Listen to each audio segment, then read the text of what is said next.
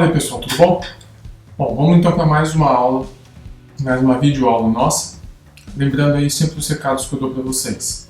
Sente numa cadeira confortável, pegue um caderno, pegue um lápis ou uma caneta para você anotar as coisas, anotar as suas dúvidas. Não esqueça de se inscrever se você não é inscrito, deixar o like se você ainda não deixou o like e bora lá pro vídeo.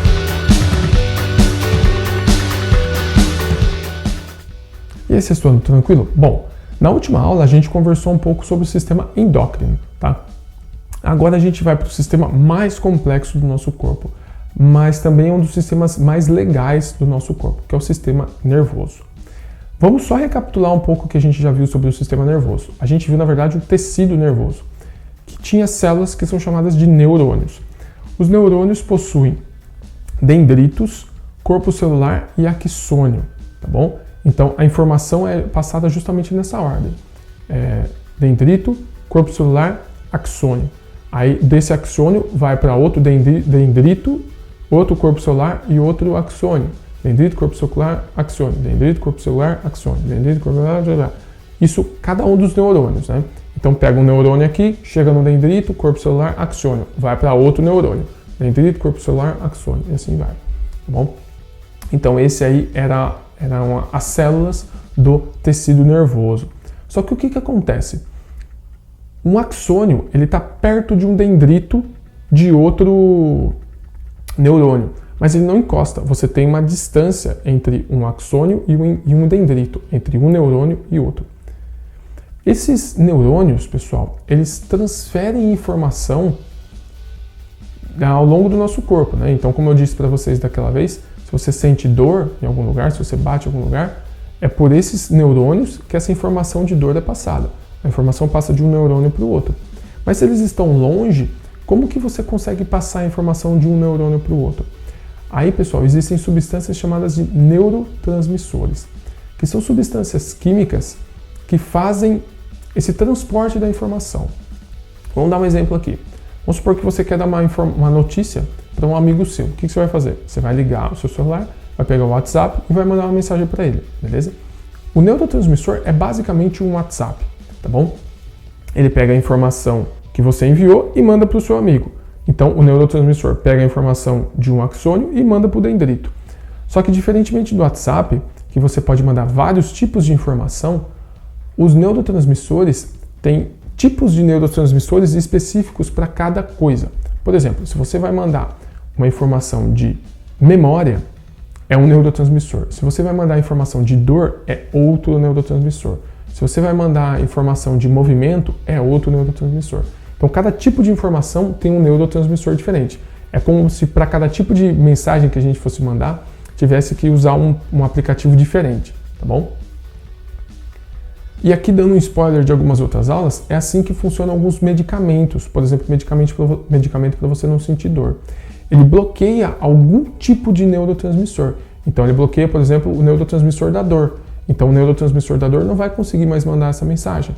E aí você não vai sentir dor. Mas isso é assunto para vídeo daqui uma semana, beleza? Então, como eu disse para vocês, existem alguns tipos de neurotransmissores. A gente vai ver basicamente 3 deles. O primeiro é a endorfina. A endorfina é responsável pela sensação de relaxamento ou diminuição de dor. Então, quando o seu corpo vai ficar relaxado, os neurotransmissores que atuam aí são a endorfina, beleza? Então, a endorfina atua dessa forma. Outro neurotransmissor que a gente vai estudar é o neurotransmissor responsável pela memória. O nome dele é glutamato. Então, qualquer coisa que tenha a ver com memória, quando você tenta memorizar alguma coisa, esse glutamato é enviado, então, e ele passa essas informações de neurônio para neurônio. E o último neurotransmissor que a gente vai só comentar aqui é a acetilcolina, que é um neurotransmissor responsável pelo movimento. Então, quando você quer se movimentar, a acetilcolina é o neurotransmissor responsável por mandar essa informação de neurônio para neurônio. O sistema nervoso, pessoal, é um sistema tão complexo que a gente divide ele em basicamente 2 partes. O sistema nervoso central, que é o que a gente vai estudar hoje, e o sistema nervoso periférico, que a gente vai estudar na semana que vem. O sistema nervoso central, ele é constituído basicamente de 2 caras, o encéfalo e a medula. O encéfalo, pessoal, é a parte que fica aqui no nosso crânio, tá bom? Não é só cérebro, o nosso crânio não tem só cérebro, beleza? ele tem um encéfalo. O cérebro é um pedaço do encéfalo, tudo bem? E a medula é isso aqui que passa nas nossas costas, beleza? O encéfalo ele é protegido pelo crânio, que é um osso grosso, na verdade é o osso mais grosso que a gente tem no corpo, tá? Justamente porque ele protege uma das partes mais importantes do nosso corpo. E também tem algumas membranas aqui na nossa cabeça, que são as meninges. Daí vem aquela inflamação chamada de meningite, que é quando você inflama uma dessas membranas, que é algo muito perigoso, tá bom? E a medula ela é protegida pela coluna vertebral. Então a coluna vertebral são vários ossinhos que protegem a medula. Vamos ver então um pouquinho do encéfalo.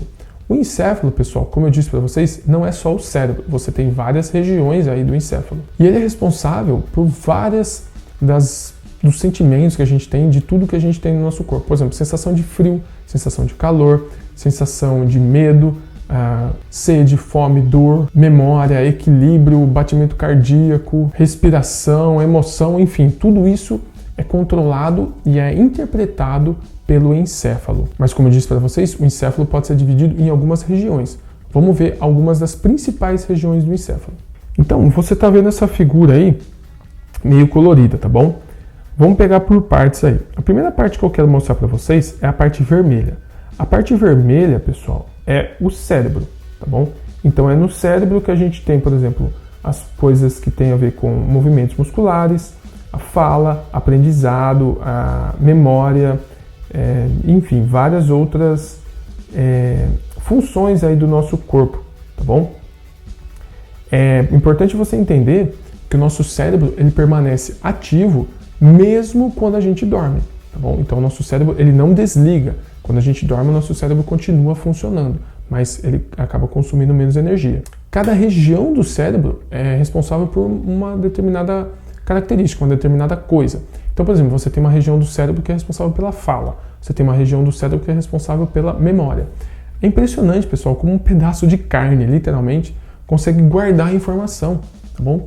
Então, se você pegar e machucar o pedaço do nosso cérebro que é responsável pela fala, você não vai conseguir falar, beleza? Já fizeram vários testes com animais que você retirava os pedaços do cérebro e o animal perdia determinada capacidade, tá bom? Só que o nosso cérebro é tão fantástico que demora muito e é muito complicado disso acontecer, mas ele consegue estabelecer essa mesma função em outros lugares, caso seja necessário. Então vamos supor, você machucou o seu cérebro na parte da fala, você não vai conseguir falar, mas com tratamentos específicos e fisioterapia e tudo mais, você consegue fazer com que o seu cérebro jogue essa função para outro lugar, e aí você reaprende a falar, tá bom? Mas isso é muito complexo. Bom, continuando aí na figura, a gente tem essa região verde, pessoal. Dentro dessa região verde, que faz parte do cérebro, a gente tem um pedacinho que é chamado de hipotálamo. O hipotálamo, pessoal, ele é a parte do cérebro que controla a temperatura corporal, que controla a sensação de fome, sede e inclusive produz hormônios que tem a ver com a hipófise. Então a hipófise está aí dentro do hipotálamo, beleza? Que é dentro dessa região verde que você está vendo do encéfalo, beleza? A próxima parte que a gente vai ver é essa parte meio laranja, tá bom? Essa parte meio laranja é o que a gente chama de ponte. Essa ponte, ela coordena os movimentos de respiração e movimentos do nosso corpo mesmo, tá bom? Então essa parte é responsável por isso aí. Continuando aí, a gente tem o cerebelo, que é essa parte mais para trás, que está meio um vermelho meio escuro, né? Meio que um vinho, tá bom? O cerebelo, ele coordena a coordenação motora e o equilíbrio do nosso corpo.